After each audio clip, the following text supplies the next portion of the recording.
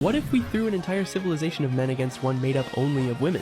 Both sides get 1,000 years to level up their culture and tech. And then it all comes down to one insane all-out battle that finally settles once and for all which gender comes out on top. So, for this video, we're using a circular map, which will split right down the middle with a gigantic wall. On the left side, we'll place the crystal biome, and on the right side, the candy biome. With both sides clearly set apart, we head first to the men's side, where we'll drop a group of 1,000 humans, all assigned the male gender. Then we'll do the exact same thing on the right side, placing another 1,000 humans, but this time assigning them the female gender. Once we hit play, they immediately start exploring their surroundings and figuring out who's gonna do what. It's going to be pretty interesting to see if they can actually coordinate with so many people right from the start. By the way, since for obvious reasons they won't be able to have babies, we're disabling death by old age so they don't go extinct too quickly. We'll also rename the male kingdom and give it a fitting color, and of course, we'll do the same for the female kingdom. New name, new color. Now they're ready to kick off their empires. The men get going first, quickly putting up a tent that all of them share on their side of the wall. Soon after, they build a second tent and even lay the foundations for a third one. Meanwhile, the women have to deal with some gingerbread men that turn out to be pretty aggressive, so they're forced to take them down without mercy. Same goes for a few gummy bears roaming around. On the men's side, something similar happens, but with crystal creatures instead.